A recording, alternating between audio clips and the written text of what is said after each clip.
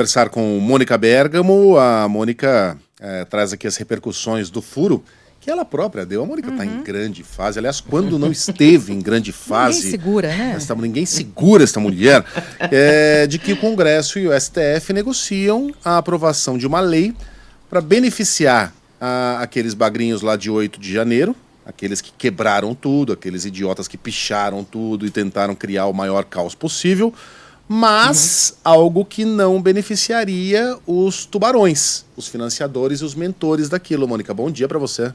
É isso, Megali. Bom dia para todo mundo. Pois é, essa negociação, né, para aprovação dessa lei que, ao mudar as penas para os condenados do 8 de janeiro, vai permitir que eles sejam soltos, né, pegou o bolsonarismo de surpresa, Megali, e gerou reações à direita e à esquerda também. A direita por motivos óbvios, né? Se essa lei for aprovada, prevendo a redução das penas entre 1/6 e 2/3 para os chamados peixes pequenos, ou seja, a pena continuaria igual, Megali, 8 anos para quem tenta abolir o Estado Democrático de Direito de forma violenta, 12 anos para quem tenta dar um golpe de Estado, mas hoje você tem essa pena seca, pronto, acabou, você é condenado a 8 anos. Não há previsão para redução da pena, né, atenuantes, vamos dizer assim. Então, esse projeto, ele proporia que peixes pequenos, vamos dizer assim, poderiam ter a pena atenuada, pessoas que não estivessem no planejamento, comandando um golpe, né, mas que tivessem sido arrastadas, né, como eles dizem, arrastadas Nossa, eu tô recebendo um telefonema aqui que eu não... Depois é importante, mas depois eu... Eita. Ô, Megali... Pode atender, não. Mônica, a gente vira pra lá. Coloca no Viva Voz. A gente promete eu que não posso não mostrar, deixa que é importante, mas depois eu digo para a pessoa. Bom, enfim, Megali, me desconcentrei aqui, mas é isso. Então, se essa pena se essa lei for aprovada, se essa redução for aprovada, o Supremo Tribunal Federal vai ter um pretexto, vamos dizer assim, vai ter uma lei que vai permitir ele fazer a revisão das sentenças todas. E o objetivo é justamente soltar muitas dessas pessoas. E na prática, o que vai acontecer? Isso vai esvaziar o discurso do ex-presidente Bolsonaro por anistia, concorda, Megali?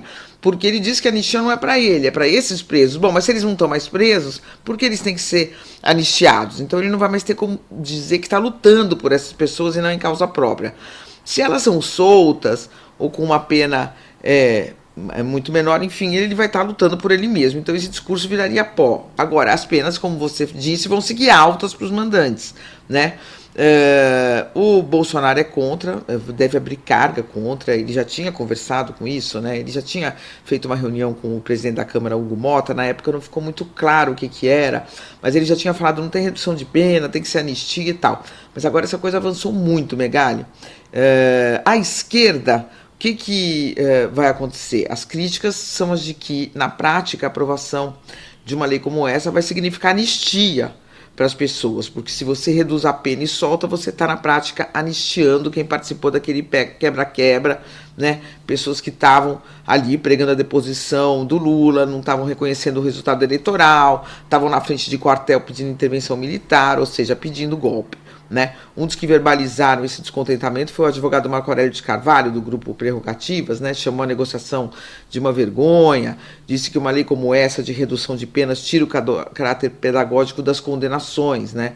Há também outros integrantes do governo que estão contra a ideia, né? E qual que é a importância de ter gente no governo contra? Porque essa lei depende do Lula para ser sancionada. O próprio Lula já conversou, segundo eu apurei, com o ministro do Supremo Tribunal Federal, e eles acreditam que o Lula sancione essa lei, né?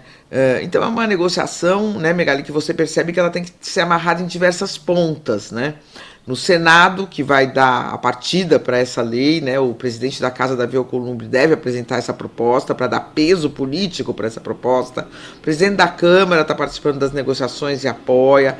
Diversos partidos na Câmara e no Senado, inclusive o PT, a maioria apoia, né? O Supremo concorda em aplicar a lei, porque se ela for aprovada e não for aplicada, ela vira letra morta. E na ponta do Executivo, o Lula precisa sancionar. Então precisa fazer essa amarração, mas está bem avançado, Megali, gerando aí já reações. Bom, o Brasil não quer a anistia. Uma bolha bolsonarista deseja aprovar esse projeto para beneficiar o ex-presidente, generais, empresários, toda aquela turma que queria jogar o Brasil nas trevas. Mas o Brasil não. A Genial Quest e o Datafolha trouxeram resultados idênticos. 56% dos brasileiros são contra esse projeto. E somente 18% acham que os envolvidos deveriam ser soltos, né? Mas mesmo entre aqueles que foram ao protesto de Bolsonaro na Avenida Paulista, mesmo entre aqueles que a gente pode supor que são 100%, né, a favor da anistia, afinal de contas era sobre isso, aquele protesto, mesmo estes não querem que os tubarões, os arquitetos do 8 de janeiro, sejam tratados como aqueles que de fato quebraram as sedes dos três poderes. 51%, segundo o levantamento do Monitor do Debate Político do SEBRAP e da USP, e pela ONG More in Common, 51% desejam um tratamento diferenciado entre os que estavam no 8 de janeiro e suas lideranças políticas. E 44% defendem que os grupos têm que ser tratados da mesma maneira. Ou seja, mesmo entre o grupo bolsonarista, a maioria deseja que os arquitetos do 8 de janeiro tenham um tratamento mais rigoroso.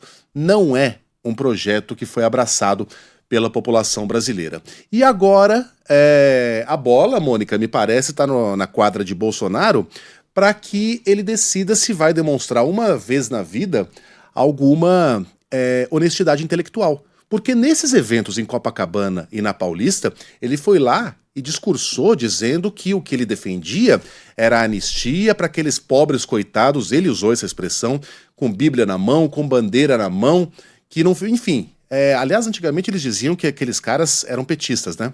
Eram esquerdistas infiltrados, depois mudou o discurso. Então chegou a hora de se sacrificar pelos pobres coitados. Né? Se houver um mínimo de honestidade intelectual nesse grupo, eles terão de aplaudir em pé esse projeto e votá-lo quanto antes. Ora essa, não é pela mulher do batom? Não é pela senhora com Bíblia na mão? Não é pelo senhor com a bandeira enrolada no corpo? Bom, chegou a hora de demonstrar que é mesmo. Caso contrário, eles estarão confirmando aquilo que sempre foram, né? Os hipócritas que sempre foram. Mônica, a não ser que tem... Na segunda-feira há um a gente anúncio a tem ser de feito volta. aqui. A Mônica sabe disso já? Não. Me deram um toque já. Deram um toque? Sou bem informada, né?